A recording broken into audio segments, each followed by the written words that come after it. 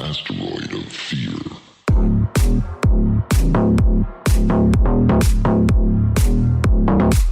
Welcome to another episode of the Men of the House podcast, and it is Unfiltered Friday.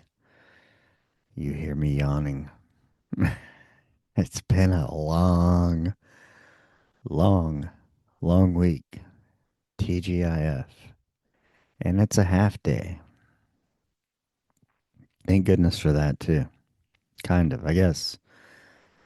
My daughter will be happy. But I guess we'll just have to see who's going to pick her up, myself or my wife. Normally my daughter and her friends and some of the moms get together and do a little something after, but who knows what's happening. But if you're watching, you'll notice I'm not wearing a t-shirt. That's right. I'm in a collared shirt cuz it's actually Thursday evening cuz I want you guys to have this first thing Friday morning. Start your Friday off right with me, yours truly. Yeah.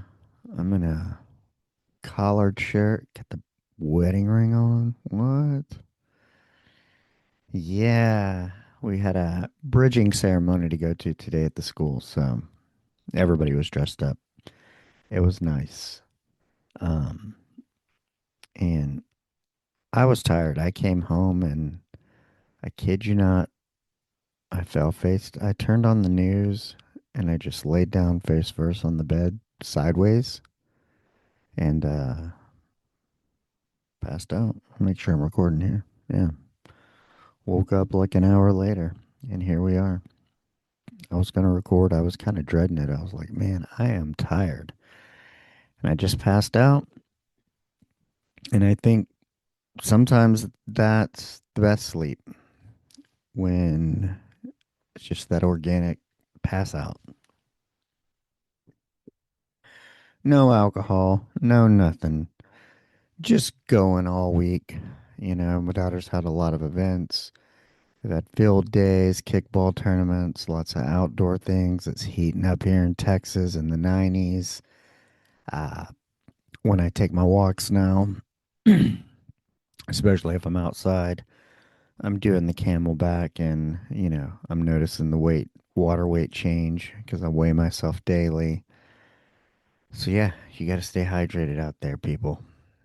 And it's, you know, the going, the heat, all of it together just wipe my ass out. But it's been good.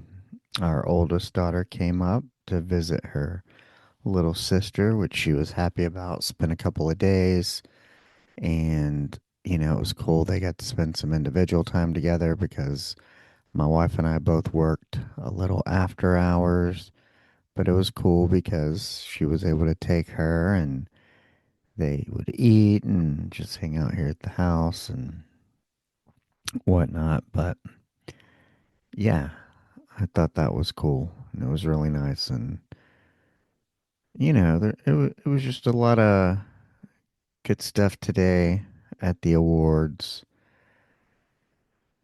Seeing all these people, all these kids getting ready to go into the sixth grade and seeing their awards, and I perfect attendance. That was one that, man, I never really thought about it much until I started. Like now that I kind of track habits daily, perfect attendance. That's a big thing. That's consistency. I would be interested to see kids who win the perfect attendance award. How does that translate further in life with their consistency to whatever endeavor they choose, Now there could be other reasons for perfect attendance. They might not just be these eager little study bugs that we wish they all were. It could be Parents have nobody to watch them. They had to send them to school, sick or not. Maybe their father is David Goggins.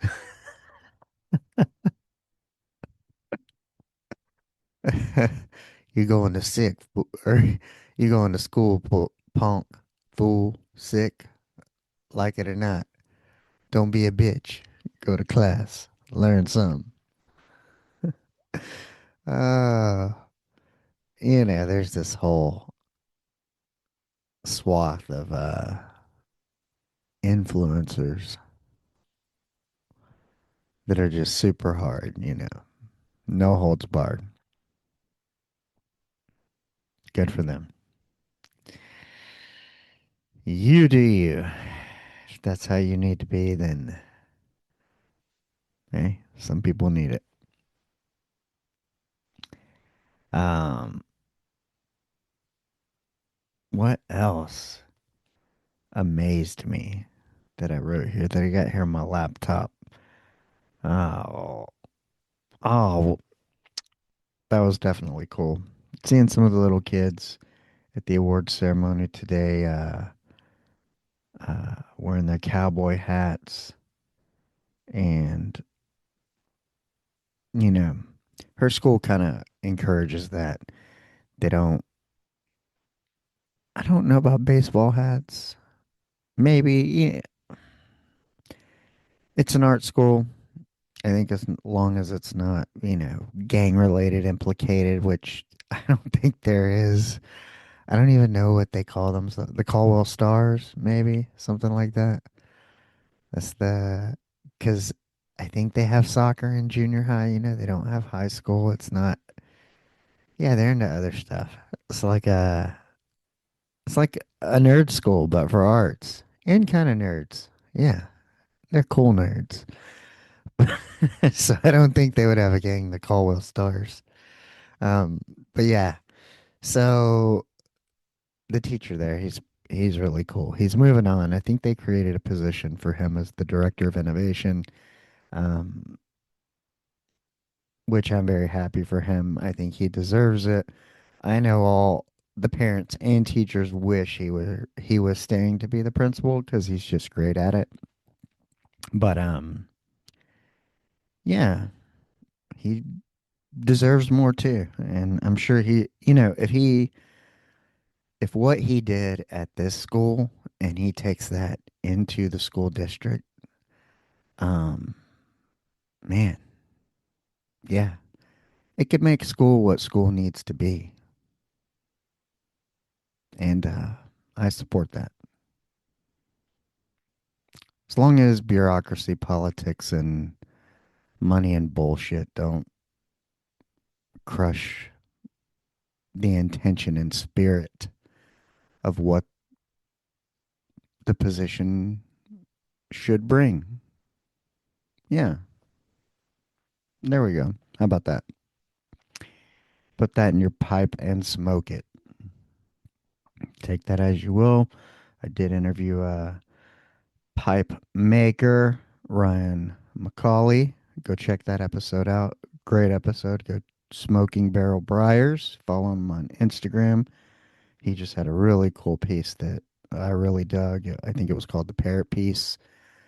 Had a lot of the lovely colors that I enjoy that are in, you can see my Men of the House thing here, some oranges and turquoise. Yeah. It's a really cool piece. But it was the first time I saw one that resonated with me, that I really dug, and I was like, "Oh, yeah, go check his stuff out."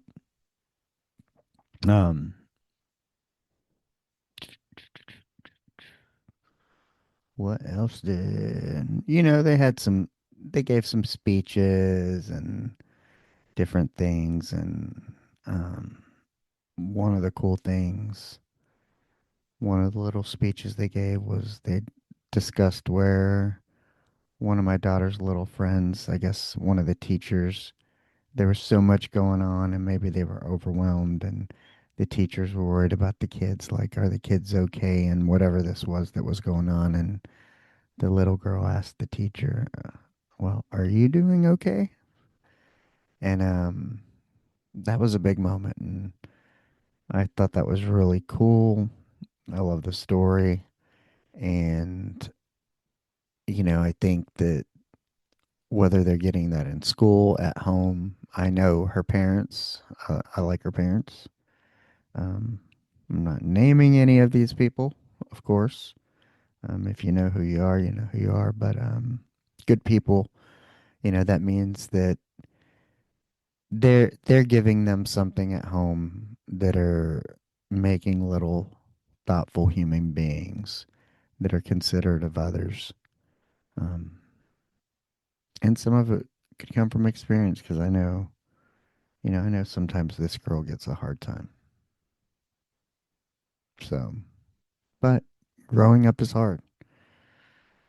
Being a kid is hard. I think being a little girl at that hormonal age is probably the hardest.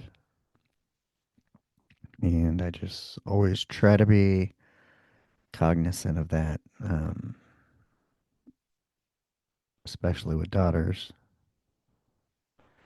Once you pass that stage, if you're an asshole, then you just a straight up asshole. You keep acting like that. I think sometimes when people change and if they don't understand what's going on with their body and it's hard for them to explain and express, um, and a lot of the people in our circle, because our daughter's that age, um, are in that stage. And so, I try to be cognizant of that always.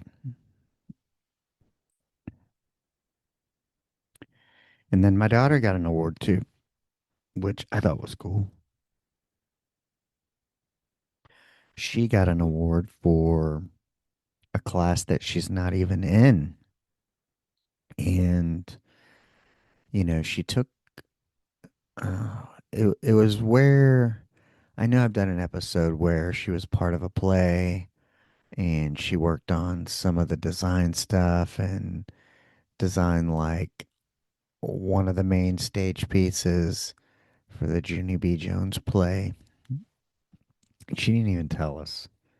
Little stinker. Um, a little bit like me. She just does it because she wants to do it and loves to do it. Um, not for the credit. And I had no idea.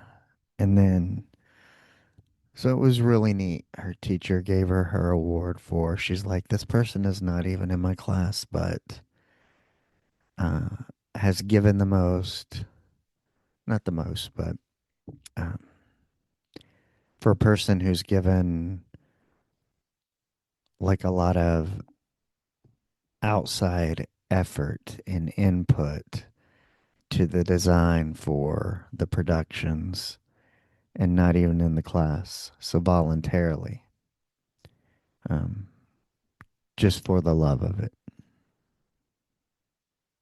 That's what it was for. And so I was super proud about that. Um, Reminds me a lot of me in that because I'm at this spot lately. I'm in this weird spot with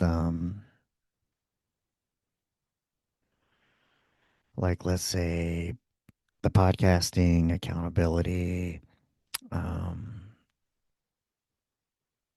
just life's been weird, and I'm ready for summer. um I feel like I've been pulled in many different directions, tried many different things, and really all I want to do is have conversations. Podcasts. That's what I want to do. Podcast and earn money. And I do that through Ubering, and I love it. As you guys know, I get to ride around, listen to podcasts, music, check in, see my dad, charge my phone. Um, but yeah, for the next time being, like, I don't want want to do anything other than have conversations with good people via podcasting, and I can get paid for those. So that's earning money and having pod conversations. 10 out of 10, love to do on my agenda. Uber, 10 out of 10, earning money. And then spending time with family. Our oldest daughter, or our middle one, turns 21 next week. Um,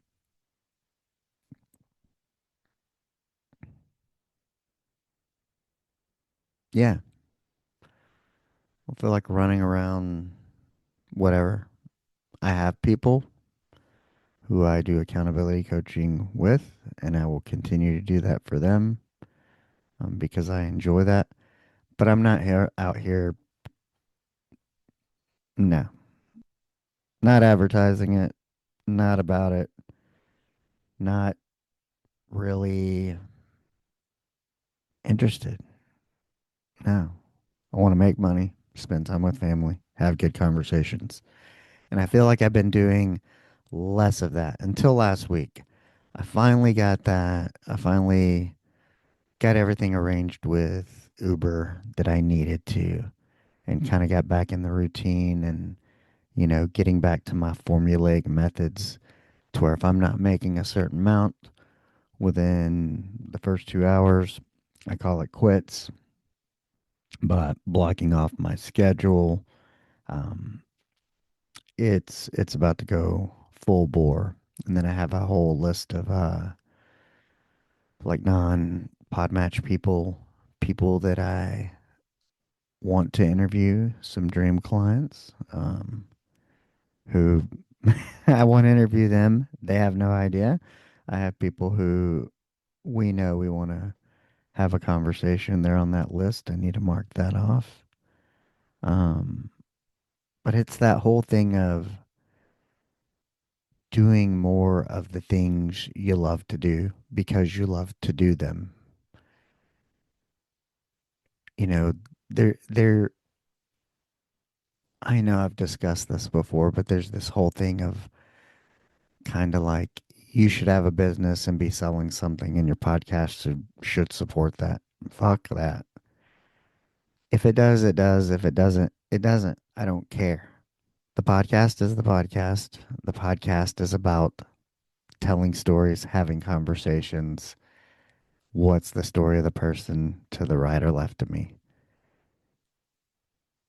Whether it makes anything, goes anywhere, does not matter. I get paid for the interviews that I do. So through Podmatch, I'm getting something for it. I'm getting something for my time. How I make money outside of that in various ways through whether it's the caregiving gigs, Ubering, I do some other things here and there, but they're my choice. And I'm fine with all that. But I feel like I've had all these people that kind of tell you, I mean, that's their thing. No, you should really be doing this and your podcast supports that. You know, you don't make any money podcasting because I mean, I don't have any sponsors or anything like that. And then of course, there's always the concern if you get a sponsor, then you lose control. I mean, and me, I would never, unless it was something I used or was aligned with. But, the point is I started the podcast. What I wanted to be when I started this was to start a podcast and be a podcaster. That's what I do. I am a podcaster. And I have made money from podcasting. And this is what I'm going to continue to do. If there's something I need to be doing out there, then it will find me. We'll run into each other. If somebody needs something done for them and think I'm the person with their experience, then that's fine. But, at this point, I have my hands in the buckets I want them in. And I'm just ready to dig deep into those buckets full bore. And if it's not in those few buckets, then I really don't want anything to do with it. That's kind of the stand I'm taking. And it's for the love of it. And that ties back to my daughter. She wasn't in the class. She didn't get no credit for it. She didn't tell me about it. She did it for the love of it. And the recognition was the byproduct of that. Okay, if I get some recognition for my podcast or somebody wants to throw some bones at it or have me sponsor it or whatever, fine. Not the intent, not the purpose. It's for me. It's a selfish endeavor that I wanted to do. It also serves. I mean, it checks multiple boxes, you know? But it's about the podcast, not about some other shit that people keep trying to tell me I need to do or who I need to be. It's been my whole fucking life. Done. And that was kind of another thing that was where I noticed a little bit of my daughter and myself, how we're alike. And that's the neat thing about having kids is watching them grow um, and turn into these little people. Sometimes they're unruly, but sometimes it's really cool. And I can tell that she's like me in some things. I mean, after her little bridging ceremony today, she got out early and, we were dressed up all nice and we thought maybe we would go for a little family eat. And she didn't want to. But I can read my daughter, and I knew that she's like, I just want to go home and get in the bed. And I'm like, okay, that's cool with me. I'm like, well, mommy's gonna ask, but I know she's gonna go do this, so she doesn't have to do it tomorrow, so she can maybe spend time with you. So we'll do this, and that. And um, I was correct. My wife was like, kind of surprised, like, what? You don't want to go out? And she's like, no. But it's kind of like I had to tell my wife, I'm like, you know, get those hormonal changes. I'm like, she's at that age. I'm like, she's like me in that no is no. Like, are you sure? Motherfucker, I just said no. Yes, I'm sure. I was sure when I said fucking no. And my daughter is damn near just like that. Um, and there's this thing about it. Like, there's a piece of, you know, I talk about how I love my wife because she's everything that I'm not. She's considerate, she's inclusive, she will make sure she's a saint. I realized that today um, with one of the clients she's dealing with that anybody else I already couldn't deal with them because yeah, but she is a saint and she'll be like, are you sure? Because she just wants to make sure. And sometimes I get snippy and I'm like, no. Like, no means no. And I try not to be. Um, but I noticed my daughter being a little bit like that. And, I was telling my wife kind of, not to take offense to it, but because I want my daughter to have confidence in her decisions. And I want for her to know that her decisions mean something. When she says no, it fucking means no. Because I want this to carry up when she's older. Um, all my daughters. when it comes to dealing with maybe an unruly man at the bar or something like that. Yeah, I want them, or somebody tries to talk them into some bullshit they shouldn't be doing. Hey, do this because everybody else is fucking doing it. No, I want them to be confident in that. And, you know, even when my wife questions it and she gets a little snippy, that's fine. But once, once is enough. But, yeah, I want, I want them to understand that. And I feel more comfortable as a dad.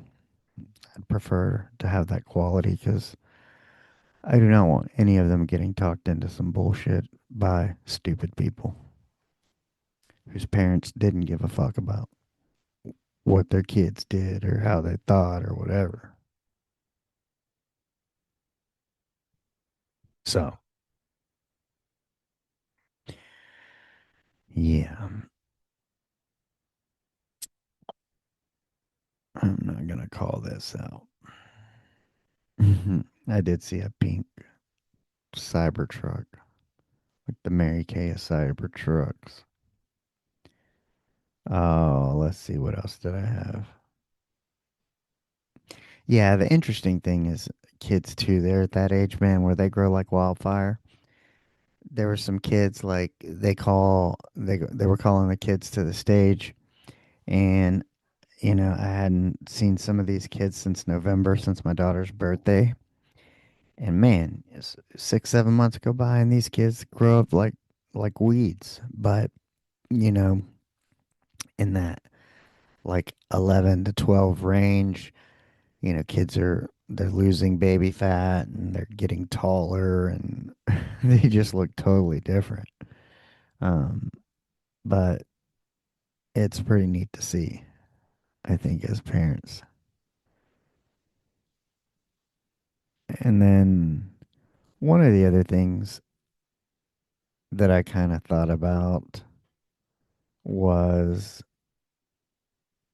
they had that bridging ceremony and they give out all these awards. And I had this weird thought of, like, imagine if as a person, your professional resume started then, like, I'm on LinkedIn, and if you're a professional, most everybody's familiar with LinkedIn and stuff nowadays. And yeah, I was like, the implications of that. Like, yeah, imagine if that's how it started and everything you amassed, because they have this thing called like they call them millionaires, I believe, and that's you read X amount for house points because they do this neat kind of competition thing where they have all the houses of, I think it's Harry Potter, maybe Pegasus, Aquila, all those.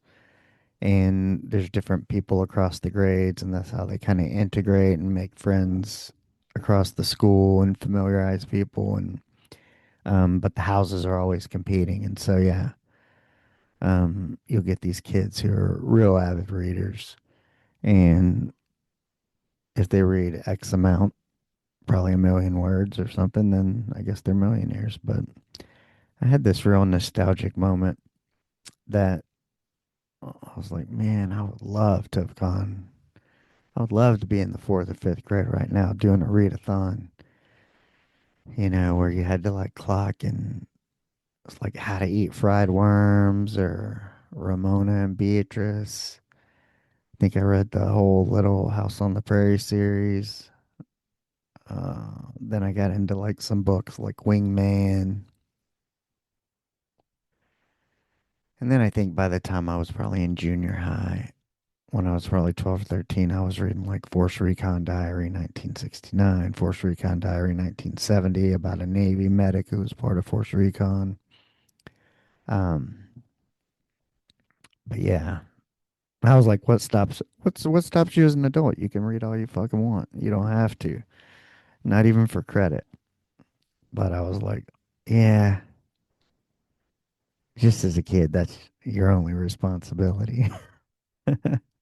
I was telling my mom this morning, as we were talking about this over the coffee pot, waiting for our K cups to brew, that, fifth grade was one of my favorites. And we were talking about this picture I had. And, I can remember making the planets, baking them up in the oven, the whole solar system. And, you know, I believe one of the guys I went to school with, John Lofton, this picture of me, him, and Billy. And um, I was in a squadron that was a AE-6B squadron. John Lofton ended up at the Naval Academy.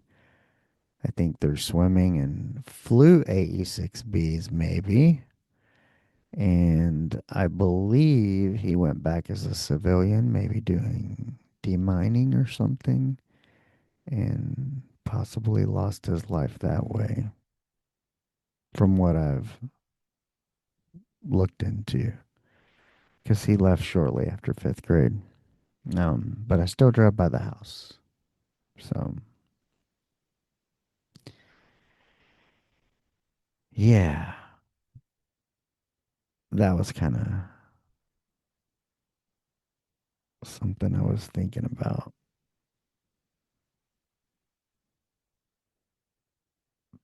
Oh, that was a dumb idea. And my notes here. Um,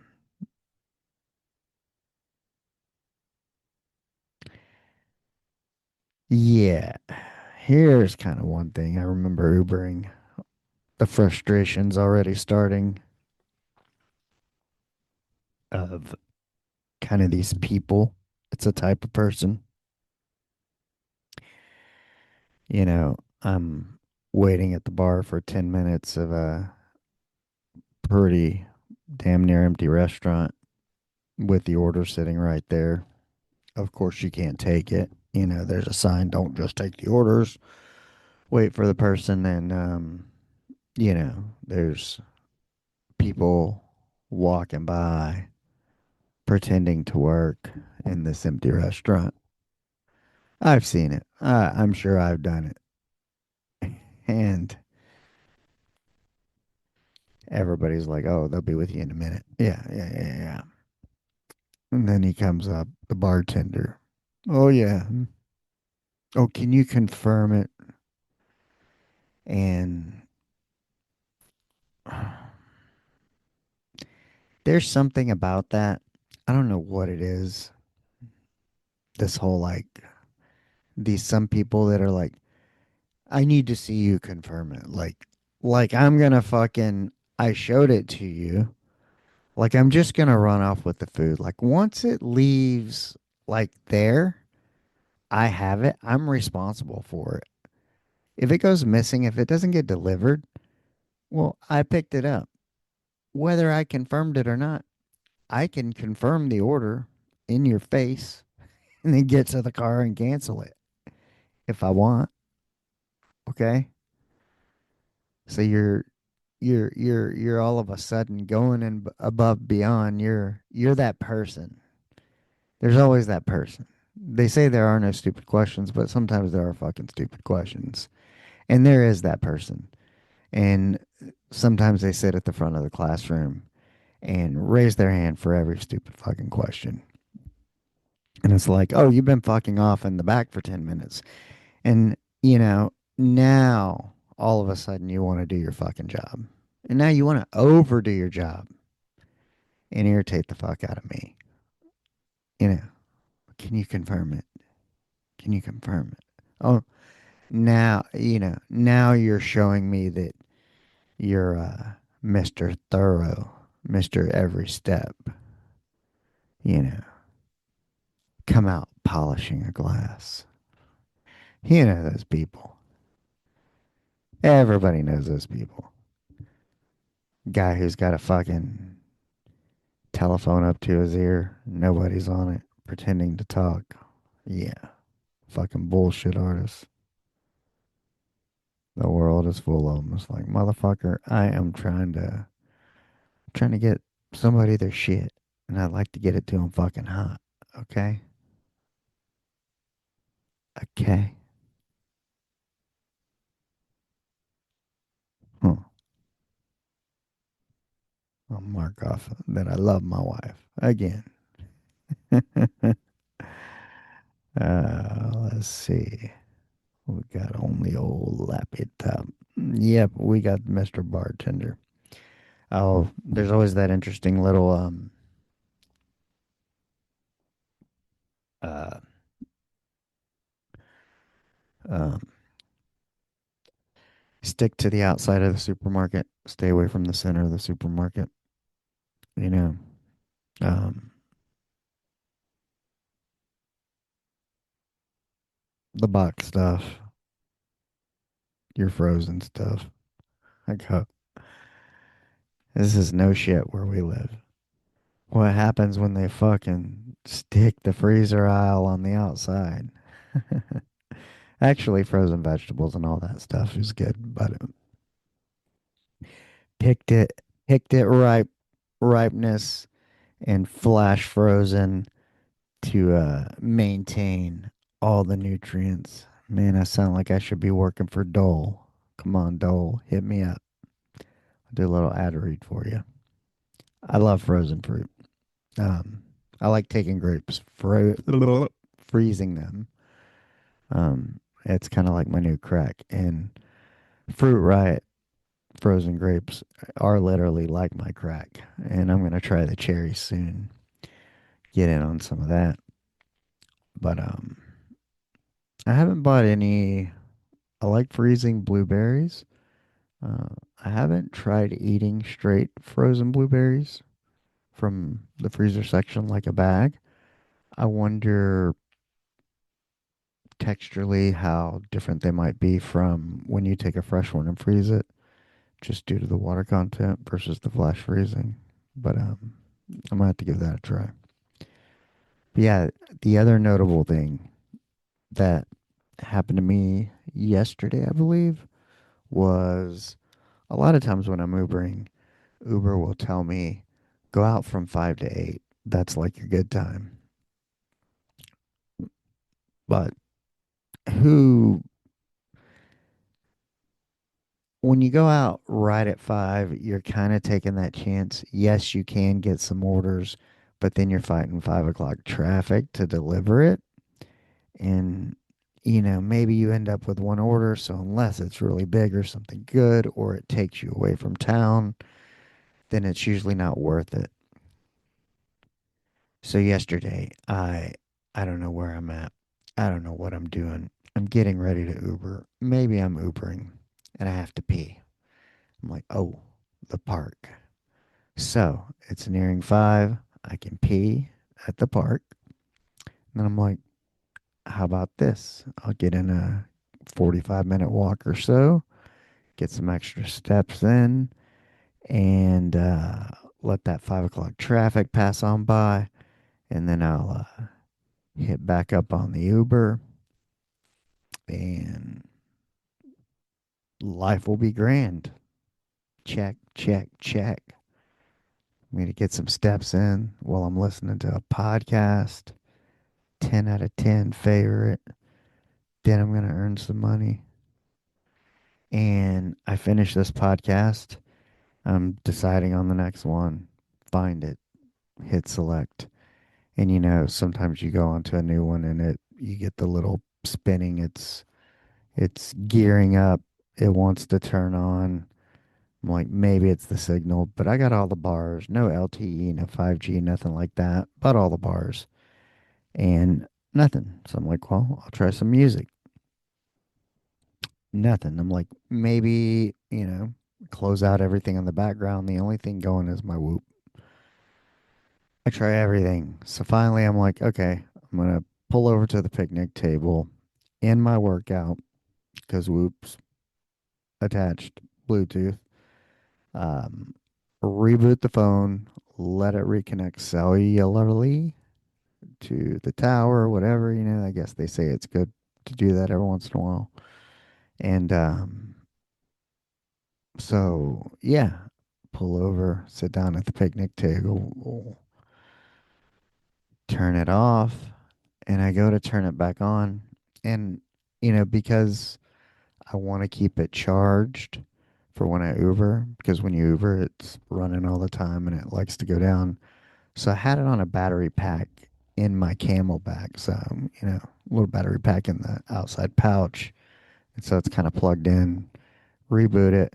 I get that little message on the screen thing where it looks like a computer with the wire, like, hey, plug your computer in or plug your phone into the computer to restore it. I'm like, oh, great. So I unplug it from the thing, try to uh, kind of the same method of turning it on, turning it off. And now all of a sudden it's giving me like telling me to match up my phone to another phone, like a little swiping motion, um, side to side. Uh, I guess like when you transfer your phones now, since a lot of the newer ones don't have the SIM card, you just bring it near.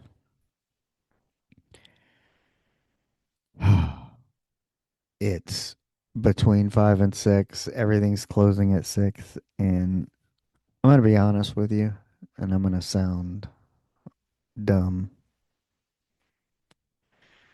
I'm on a family plan, and I don't know who my carrier is because I was on AT&T for 11 or 12 years, and um, my wife and my mom and my daughter were on different plans together. Because, like, my wife and she was on AT&T. Everybody was on AT&T for a while, and then they went to some deal when it got the chance to get new phones, and I stayed solo on mine. And something came about, and I switched over. They just added me, and I didn't know if it was T-Mobile or Verizon. I know it's one of the red ones. Because AT&T, they would always have it kind of up in the little corner, and like if you took a screenshot, you'd be able to see like Verizon, AT&T, whoever. So I have no idea. I know it's one of the red ones. So it's either T-Mobile or Verizon. I'm like, I guess I'm either gonna have to go home and try that, or I can go to the store. And so I go to the store. I find a store, and it, both associates are helping people, and I'm like, I don't even know if I'm a customer here. And luckily there was another guy in there who was with someone, and I was like, say, bro, can you call my phone? Like, I'm like, it's broken. I don't, because I was like, if he calls it, maybe they'll say like, oh, the Verizon customer is not available or whatever. And it didn't say nothing. It said like, oh, this person doesn't even have a mailbox that's set up. I'm like, bullshit. So I, I'm sitting in there, and then it's crazy too because I go out. I forgot my water bottle. I wanted to get a drink, and I go to open the door, and it's locked because the door's locked at 6. And I'm like, shit. But luckily, the dude came and opened it because he knew I was in there. He knew I was waiting because he's like, oh, somebody will be with you in a bit. Because he was helping some dude. I could tell this guy, the associate helping the person, he's dressed up in like, I guess, Verizon wear, khakis and a blue button up. He's got hand tattoos, so, you know, that tells me he's on A level. And the dude he's helping out looks like Poindexter that can't make up his mind. And I'm just like sitting there chomping at the bits. And I can tell this other dude's like, just waiting for Poindexter to make up his mind there with his loafers. And he looked like he should have been working at Verizon, especially as thorough as he was. But he finally made up his mind and got the fuck out of there. And uh no, actually he didn't. The other dude who was with one that called me, he finished up, and some young cat of a different generation, he did exactly what I did, but it seemed to work for him. And I was very appreciative. So, yeah. And he was cool about it. But, hmm,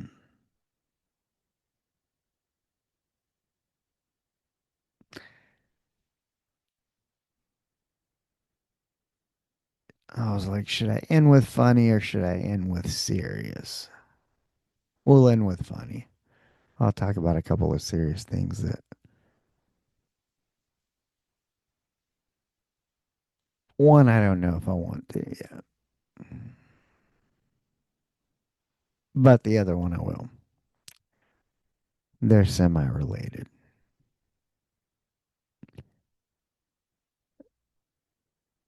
They're kind of I don't know. I don't know if it's offensive, but take it as you will. When I had to go to the store today, I was I wasn't parked close. I was parked, like let's say in a Walmart parking lot. You'll have like your first section, maybe like cart drop off, second section, a second set of cart drop offs. I was probably like in that second section. Not too far away, not too close. Me, I don't really care. A lot of times I park closer to the exit. I'd rather be closer to getting out than closer to getting in. Either way, you're doing the distance, you know. If you want to be jumbled up at the front where everybody's crossing just because you got a closer parking spot because you don't want to walk, I don't know what it is. But these people, I could see them. I hadn't even made it to my car yet. And there's two cars waiting. And there's this spot. The second car could actually was trying to get in if the person would have just come up, but they were waiting on my spot, which was a little bit closer. Um, and they were they were obese people in the car waiting for my kind of closer spot. No, I guess I was kind of close, but it just brought my heart pain to know that for some people, that is a thing that they wait.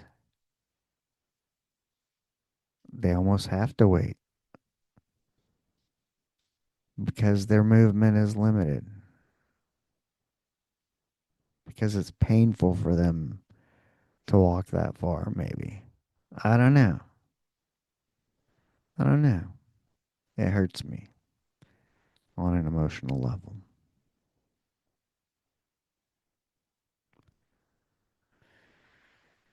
to see people who kind of need to do that or, yeah.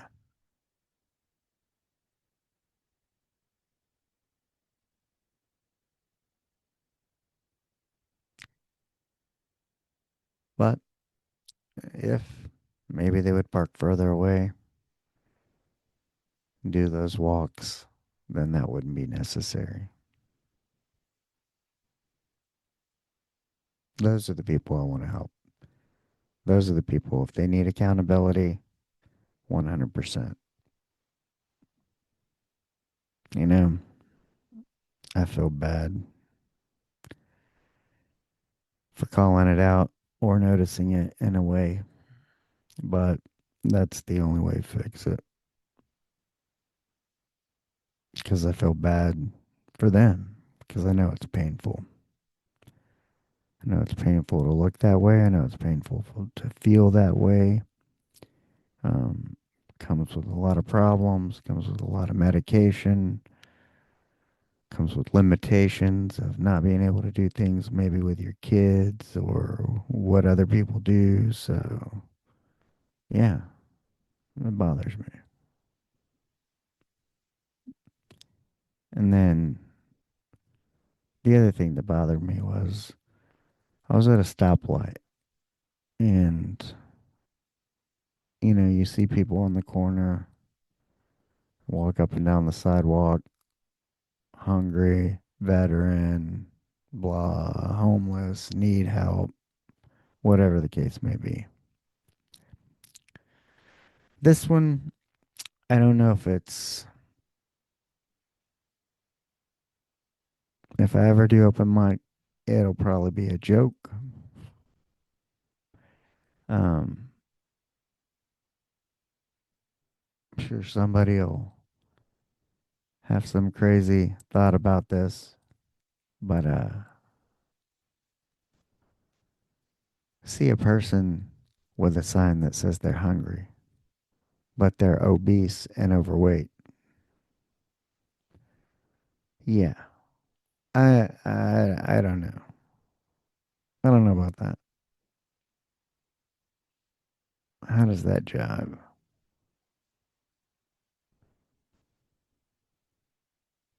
If you're just lazy and you need money and you don't want to work and that's your hustle, okay, maybe I'd respect if you were just honest. I don't know. You haven't missed any meals if you're overweight, so you really can't be that hungry. I don't know. It was confusing, comical, and bothersome all at the same time. But let's end with something funny. Given our weather incident last week, our little weather people here on the news, they're doing their little run through like this is our weather team on the little news break, and they're like, you know, they do that spiel like, hey, if bad weather's coming, don't worry about your kids. Don't try to go to the school to get them. The school knows exactly what to do. They'll be safe there. And I was like sitting there going, thinking when I was like 7 or 8 years old, and I'm like, for everything, okay, we're going to have like a nuclear bomb drill. Get under your desk. The little four-legged desk that has the little hole that you put shit in or the one that flips open. Tornadoes coming. Get under your desk. Huddle up under your desk. I'm like, yeah, those are the people you're trusting. Yeah, get fucked. That's the answer for everything. Get under the desk. Huddle up. But all right. Until next time, while you're out there this weekend, thinking about everything I just said, all the riffraff, all the crazy people, all the intent. No means no. Respect. All that. Until then, while you're out there this weekend, now that summer's here, go out and be the person that you want to meet.